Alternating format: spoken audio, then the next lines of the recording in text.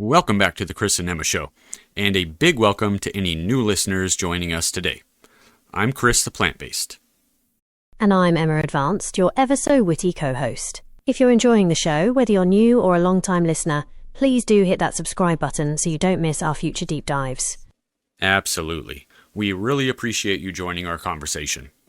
Today, Christopher, we are diving into a topic that, when you first hear it, sounds utterly bonkers. Utterly bonkers, yet surprisingly absorbent? We're talking about bread napkins, Emma. Bread napkins? Yeah, it sounds a bit out there, I know. Right, but we've been exploring this idea, looking at the practicality, sustainability, the whole innovation angle. Absolutely. And our mission today is to figure out if this seemingly odd idea actually has, well, legs. Could it be a real thing for a more sustainable, maybe even just a more interesting dining experience? Exactly. Let's unpack this. Now, bread napkins might sound super modern, almost futuristic, definitely unconventional, but what's kind of fascinating is that using bread this way, it's not entirely new. There's actually historical precedent. Oh, really? Like, how far back are we talking here? Way back in ancient Greece, they actually used bread as, well, a cleaning tool.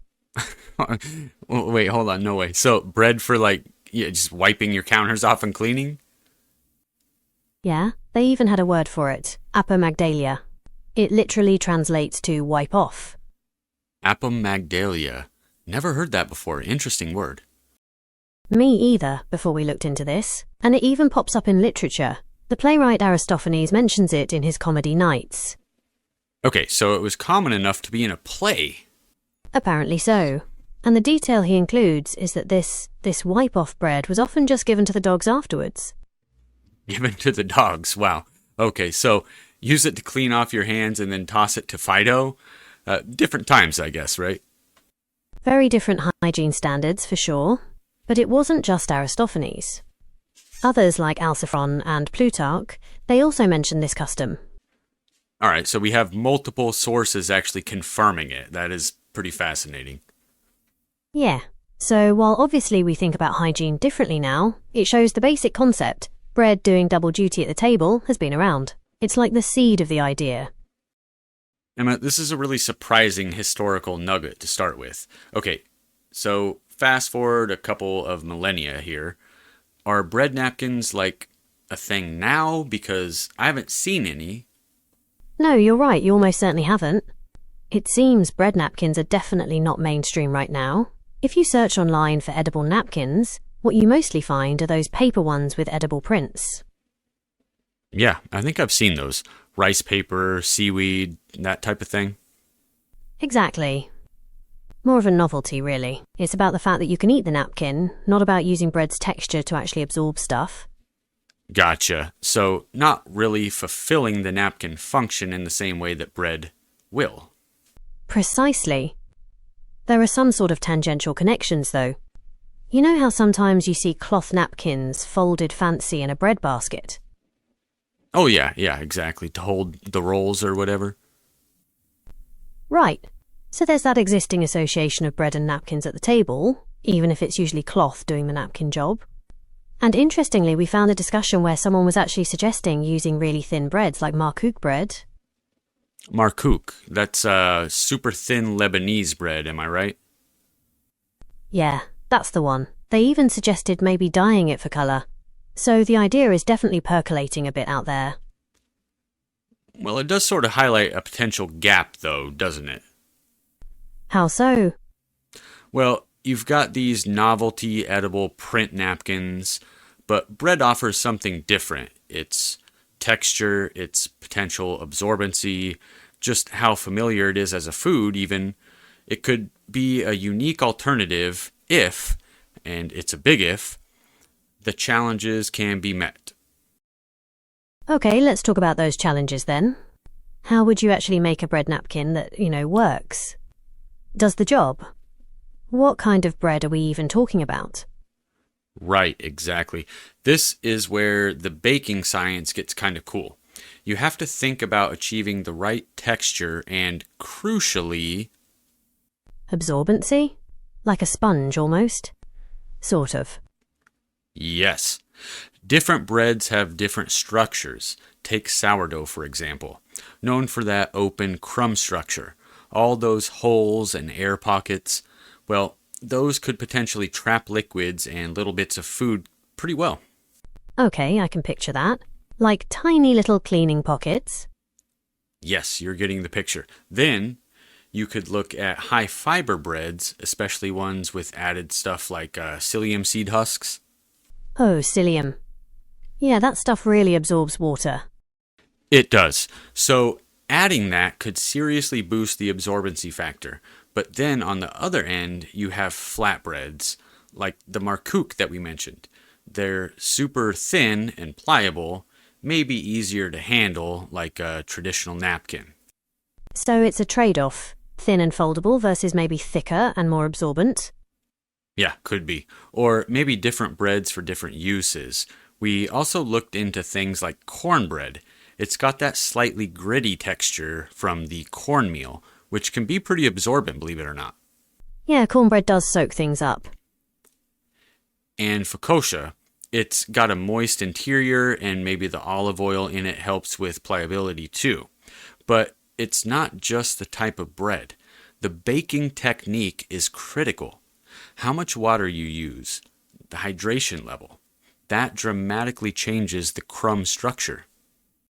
Okay, so more water, maybe more open holes, ideally? Yes, and the flour choice is huge too.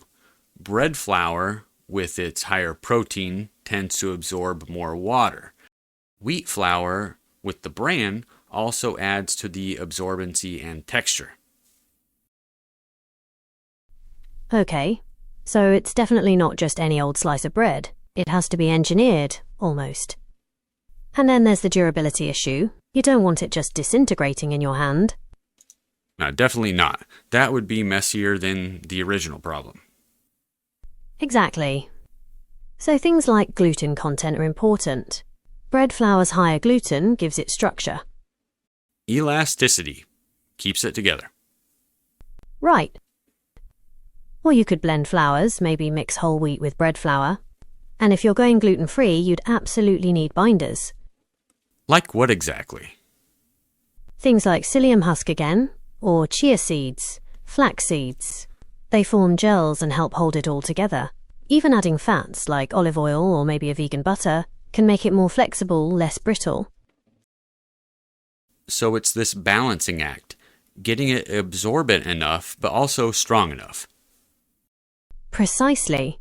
You need that open structure for absorption, but enough integrity for practical use. It's actually quite complex when you break it down. We even came across comparisons of potential breads: sourdough, flatbread, high fiber, cornbread, focaccia, listing pros and cons for texture, absorbency, durability, and flavor. Oh yes, flavor. That's the next interesting layer, isn't it? Why stop at plain? Flavor could enhance the whole dining experience. Ooh, flavored bread napkins. Now you're talking. Like what? Savory ones? Yeah, totally. For main courses, of course, but imagine incorporating herbs, maybe some rosemary, thyme, garlic, right into the dough. Garlic bread napkin. Right. Or spices like cumin, paprika. You could even use nutritional yeast for a sort of a cheesy umami kick. That could pair well with certain meals, definitely. Or even just simple vegetable powders like onion or garlic powder. The idea is to think about flavors that would actually complement common dishes. And then for desserts, or maybe lighter meals, you could go slightly sweet. Sweet napkins. Just subtly. Think natural sweeteners like a touch of maple syrup or agave, warm spices like cinnamon, maybe even some fruit mixed in. Applesauce, banana, for sweetness and moisture. Oh, okay. Like a cinnamon one with apple pie. I could see that. But delicate, right? Not like cake. Exactly. A delicate balance is key. You wouldn't want it overpowering the dessert itself. So potential for savory and sweet options. That's really expanding the concept. It is. But it's also a really good point about neutral flavors for versatility. For widespread adoption, especially in restaurants serving all kinds of different foods, a simple, plain, maybe slightly weedy flavor is probably the most adaptable. You don't want your napkin clashing with your entree. Good point. A neutral base is often best. Okay, so we've got the how-to and the flavour potential. Let's circle back to the why, the sustainability angle. How do these actually stack up environmentally? Yeah, this is crucial, and it requires looking at the big picture, comparing resource use across the entire life cycle, bread versus paper versus cloth. So what kind of resources are we talking about? Well, water is a big one. Water to grow the wheat, and water in baking. Then there's energy. Farming, milling, baking for the bread. Paper needs water, needs energy. Trees or recycled pulp, often chemicals. Right. And cloth napkins? Cloth needs water and energy to grow the cotton or linen. Then you process it, and then significant water and energy for repeated washing and drying, of course. The washing is a big factor for cloth. It really is. And for bread, you also have to consider things like fertilizers used in wheat farming, which can contribute to greenhouse gas emissions. To get a true comparison, you really need a comprehensive life cycle assessment. Comparing apples to apples, basically. From farm to, well, napkin or mouth. Yeah, exactly. All right, Em, so what about the waste aspect? That seems like the most obvious potential win for the bread napkins, doesn't it? It does. If you eat it, it's not going to landfill like a paper napkin. Yeah, and that's the core argument. Single-use paper creates tons of waste. Bread napkins, if consumed, could drastically reduce that. Cloth minimizes waste through reuse, but they still wear out eventually and get disposed of. But the key phrase there is if consumed, right? Absolutely. It hinges entirely on consumer behavior. If people don't eat them, they just become food waste, which might be compostable, which is better than landfill, but it's still waste. So user adoption, actually eating it, is paramount for the waste benefit. What about the carbon footprint overall? Well, again, you need that full life cycle view. Emissions from agriculture, manufacturing, transport, disposal, or consumption. Does local sourcing help there? Like making the bread napkins locally, potentially? Yes. Sourcing ingredients and baking locally could cut down significantly on transportation emissions compared to, say, shipping paper napkins long distances. But the overall footprint is complex. It depends on farming practices, energy sources for baking, transportation, and ultimately that consumption rate. It sounds like we need more specific data on bread napkins to really compare properly. That's what the information says too. Comparisons often show data for paper and cloth, but for bread napkins, the data is often marked as needing further research or to be determined. Which tells us the potential is there environmentally, but it's not yet quantified definitively. Exactly. The theory makes sense, but we need the numbers to back it up. Still, that direct link to reducing food waste if eaten seems pretty powerful on its own. It's a very direct impact, yeah. An edible alternative prevents disposable waste. But again, what happens if you don't eat it? Right. You might use half of it. Then what? Leave a soggy, half-eaten bread thing on your plate? Probably not ideal, no. So, thinking about this, we should consider repurposing leftovers. Like stale bread? Croutons? Breadcrumbs? Exactly. Just like regular leftover bread. Or even going back to the Greeks, animal feed. Maybe restaurants could collect uneaten ones for composting or specific repurposing programs, or give diners suggestions for home use. Turning potential waste back into a resource. Clever. You know, thinking about this, it feels like the idea could go beyond just hand wiping. Oh, for sure. Once you break out of the traditional napkin box, lots of possibilities open up. Like what? Well, Emma, imagine larger, thinner sheets, edible placemats. Whoa. Eat your placemat after the meal. Why not? Or pliable breads as edible wrappers for sandwiches and wraps, replacing plastic or foil altogether. Edible food wraps. I like that. Less packaging waste, definitely. And flavored breads could be more integrated into the meal itself, like little edible chips for dips. Instead of tortilla chips, maybe? Maybe. Or as a part of a deconstructed dish, serving both a functional wiping purpose and as a textural element. Or even just a subtly flavored one acting as a light bread course. Okay, a multitasking bread element. And one more fun one. Shaping the dough into edible napkin rings. Edible napkin rings. That's kind of cute, actually. Decorative and consumable. Right. So lots of creative avenues, which brings us to innovation. What's happening in the wider world of edible disposables? Are people patenting this kind of stuff? Good question. Is there a trend here? Well, the broader field is definitely active. You see patents for edible packaging made from seaweed, starch, or even milk protein. Edible packaging is becoming a bigger thing. Yeah, and edible cutlery too, made from grains and pulses. So there's clearly a recognized need and a receptive environment for sustainable, edible alternatives to single-use items. It creates a favorable context for something like bread napkins. Okay, so the general tide is moving in that direction. What about patents specifically for bread-based cleaning things or napkins? That's where it gets a bit thinner. Searching specifically for bread napkins for cleaning doesn't yield a lot of direct hits. We came across a design patent for some kind of food product, but it wasn't clear if it was napkin related or not. So nothing exactly matching? Not quite. There are related things, like a patent for an edible baking liner, another for edible adhesive tape, which could maybe be relevant for layering, but patents for preserving or refreshing bread, those could be relevant for shelf life. The main takeaway seemed to be, while edible disposables are growing, the specific niche of bread napkins for cleaning seems relatively unexplored from an intellectual property perspective. So it sounds like there's definitely a gap in the market for bread napkins then.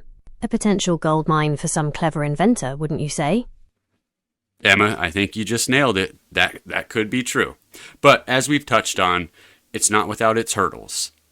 I was just saying that it's never quite as simple as it seems, is it? So before we get carried away with visions of dough-based riches, perhaps we should take a look at the potential pitfalls of this bread napkin idea. What sort of challenges are we talking about? What are the big roadblocks to seeing these bread napkins on every table? Right, well, hygiene must be number one, surely. Absolutely. That's likely the biggest initial consumer barrier. The idea of wiping your messy hands or face with something you then eat. It sort of clashes with modern hygiene norms, even if we do know about the Greeks. It feels a bit off, instinctively. So clear communication is vital. Emphasizing food-grade production, single-use intent as a napkin before consumption. Good, clean packaging would also be essential to reassure people. Okay, tackle the ick factor head-on with transparency and process. What else? Cost? Cost is huge. Paper napkins are dirt cheap. Bread as a raw material is generally more expensive, and there's specialized baking involved as well. So the cost could be significantly higher. So you'd be asking restaurants or consumers to pay a premium? Exactly. You'd need to sell them on the value proposition, the sustainability, the novelty, the experience, to justify that potential price difference. Convince them it's worth it. What about just how well they work? Practicality. Absolutely critical for long-term adoption. How absorbent are they really compared to paper or cloth? What's the texture like during wiping? Do they crumble and make more of a mess? Yeah, if it's awkward or ineffective, the novelty will wear off fast. Totally. So consumer education, marketing, showing proper use, highlighting benefits is all important. Initial buzz, though, might come from novelty, but usefulness is what keeps people using them. Makes sense. And shelf life. Bread goes stale. Big issue. Stale bread isn't very appealing to eat after you've just used it as a napkin. So you need effective, probably airtight packaging, and maybe exploring bread preservation techniques, as long as they don't compromise safety or stability, right? Can't have preservatives that make it unsafe to eat. And lastly, regulations, especially for restaurants. Yeah, food safety rules would almost certainly apply. Production standards, handling procedures in restaurants. You need clear protocols to minimize any contamination risk if they're intended for consumption after use. Restaurants need to be confident that they meet all these health codes. So quite a list of challenges: hygiene, cost, practicality, shelf life, regulations. It is. It's not a simple swap, but the potential is there. It seems to be an intriguing concept grounded in a bit of history with real possibilities for sustainability and innovation, despite the hurdles. Well, this has been quite the journey into the world of bread napkins. It's amazing how deep you can go on something that sounds so simple at first. It really touches on everything from history and baking science to environmental impact and consumer psychology. So thinking about that growing push to reduce waste, all the creativity and edible stuff, it makes you wonder. It does, which leads us to our final thought for all of you out there listening. Considering this drive to cut down on single-use waste and how inventive food tech is becoming, could bread napkins actually move beyond being just a quirky idea? Could they become, normal? What would you personally need to see or experience to actually use one? Yeah, exactly. What's your tipping point?